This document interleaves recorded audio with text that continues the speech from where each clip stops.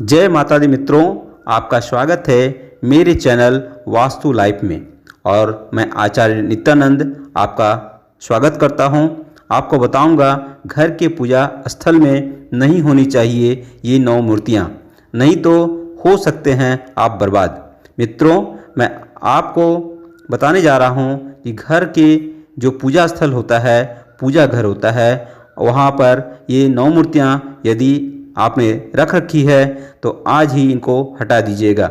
वहाँ से हटाकर किसी मंदिर में भिजवा दीजिएगा, अन्यथा आपको नुकसान हो सकता है, आपकी पूजा असफल हो सकती है। इन 9 मूर्तियों के बारे में बताने जा रहा हूँ जो घर के पूजा स्थल में कतई नहीं होनी चाहिए। सबसे पहले हम आपको पूजा स्थल के बारे में बता दें। घर का जो पूजा स्थल है वास्तुशास्त्र के अनुसार पूर्व दिशा और उत्तर दिशा का जो कोण होता है, जिसे ईशान कोण माना जाता है, ईशान कोण में सर्वोत्तम पूजा स्थल माना गया है। जो ईशान कोण में पूजा स्थल इस प्रकार का रहे, पूजा करने वाले भक्त हों उनका मुंह पूर्व दिशा या उत्तर दिशा की ओर हो। जब पूर्व दिशा की ओर भक्त का मुंह होगा तो भगवान का मुंह पश्चिम दिशा में होगा, और जब भक्त का मुंह उत्तर दिशा में रहेगा तो भगवान का मुंह दक्षिण दिशा की ओर होगा। अब आप सोच रहे होंगे कि भगवान का मुंह दक्षिण दिशा की ओर क्यों?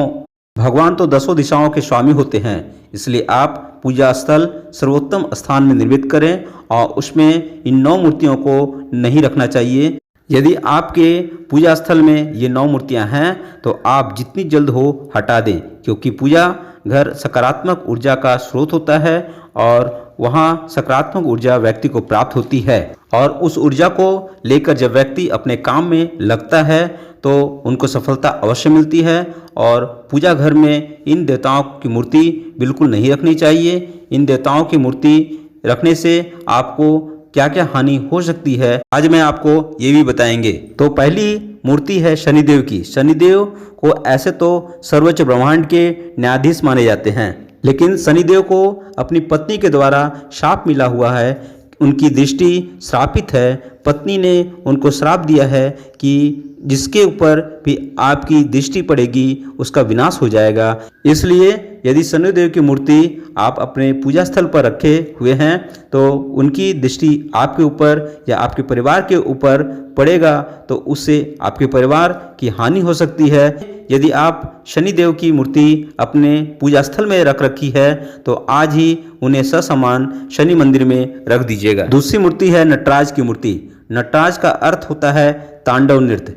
जब भगवान ने तांडव नृत्य किया था तब नटराज स्वरूप हो गया था। यदि नटराज स्वरूप की मूर्ति आपकी पूजा स्थल में होगी तो आपके घर में भी तांडव हो सकता है, आपके घर में लड़ाई झगड़े हो सकते हैं, परिवार सदस्यों के बीच में मनमुटाव हो सकता है और घर में अशांति उत्पन्न हो सकती है। इसलिए यदि आपके पूजा स्थल पर नटराज की मूर्ति रखी हुई है तो आज ही उसे किसी मंदिर में ले जाकर दान कर दीजिएगा। तीसरी मूर्ति है माता महाकाली की। माता काली का जो स्वरूप है वो माता काली का विध्वंस स्वरूप है। राक्षसों का उन्होंने संहार किया था। राक्षसों का संहार करने के लिए ही देवी दुर्गा ने महाकाली का स्वरूप धारण किया था, और महाकाली अत्यंत क्रोध अवस्था में रहती हैं और क्रोध अवस्था की मूर्ति घर के पूजा स्थल में नहीं होना चाहिए, क्योंकि आपको घर में सौम्य मूर्ति ही रखना है। क्रोध मुद्रा वाली कोई भी मूर्ति नहीं रखना चाहिए। यदि क्रोध मुद्रा वाली कोई मूर्ति पूजा स्थल में होगी तो परिवार में क्रोध बढ़ेगा और बात में घर पे गुस्सा उत्पन्न होगी। यदि आपके घर में माता काली की कोई मूर्ति हो या चित्र भी लगा हो तो आज ही किसी देवी स्थल में जाकर दान कर दीजिएगा। चौथी मूर्ति है खड़ी हुई माता महालक्ष्मी की। हर व्यक्ति चाहता है कि उनके घर में अस्थाई लक्ष्मी का वास हो, लक्ष्मी उनके घर में निवास करे। यदि आप ऐसा चाहते हैं तो खड़ी हुई लक्ष्मी जी की मूर्ति या खड़ी हुई लक्ष्मी जी की फोटो आज ही आप अपने घर से किसी देवी स्थान पर ससम्मान ले जाकर रख दीजिएगा। यदि खड़ी हुई लक्ष्मी की मूर्ति या फोटो आप अपने घर में रखेंगे तो आपके घर में लक्ष्मी जी की अस्थाई निवास नहीं हो सकेगी, क्योंकि खड़ी हुई माता कभी भी जा सकती है और जो बैठा रहता है वह स्थिर रहता है। इसलिए आप माता महालक्ष्मी जी की बैठी हुई मूर्ति रखें। इसके साथ साथ गणेश और सरस्वती जी की भी मूर्ति रखना चाहते हैं तो बैठी हुई मूर्ति रखें। पांचवी मूर्ति है भैरवनाथ की। भैरवनाथ एकमात्र भोलेनाथ के अवतार हैं और भैरव को तंत्र सम्राट कहा जाता है। जितना भी तंत्र मंत्र क्रिया होती है उन सबके स्वामी कहे जाते हैं और भैरव की पूजा करना, भैरव की साधना करना कोई साधारण बात नहीं है। उनके लिए तंत्र मंत्र से ही पूजा की जाती है और तांत्रिक लोग ही उनका विधि विधान से पूजा कर सकते हैं। एक साधारण व्यक्ति भैरवनाथ की पूजा नहीं कर सकते।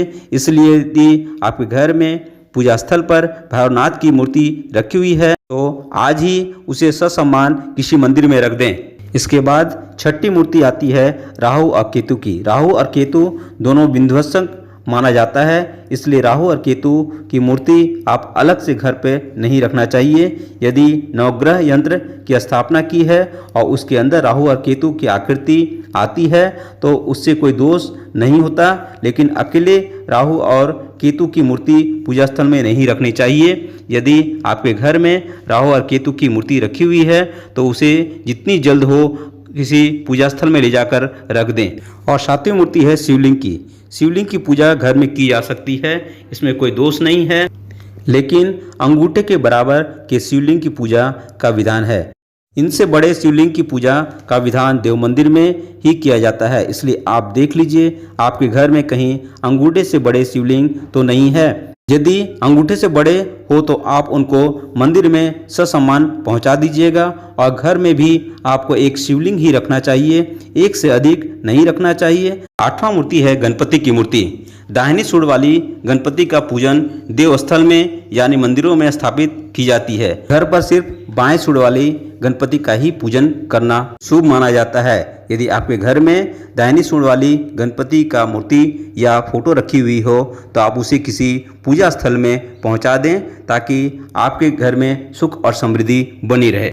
नौवीं मूर्ति है माता दुर्गा की। दोस्तों, यदि आपके पूजा स्थल में खुले मुंह वाली शेर पर सवार करती हुई माँ दुर्गा की मूर्ति हो तो उसे देवी स्थल पर ससम्मान दान दे देना चाहिए, क्योंकि खुली शेर वाली मूर्ति विध्वंसक रूप होता है जिसमें राक्षसों का विनाश करती है। यदि आप अपने घर के पूजा स्थल में रखेंगे तो आपके भी घर में विध्वंसक रूप का प्रभाव पड़ेगा और सुख समृद्धि में बाधा उत्पन्न होगी। तो दोस्तों, हमने जो 9 मूर्ति आपको बताई है, यदि आपके पूजा घर में हो तो आप इनको आज ही हटा दीजिएगा। तो दोस्तों, आपको यदि हमारी ये जानकारी अच्छी लगी हो तो मेरे चैनल को सब्सक्राइब करें और इस वीडियो को लाइक करें और अपने परिवार एवं मित्रों को शेयर करें।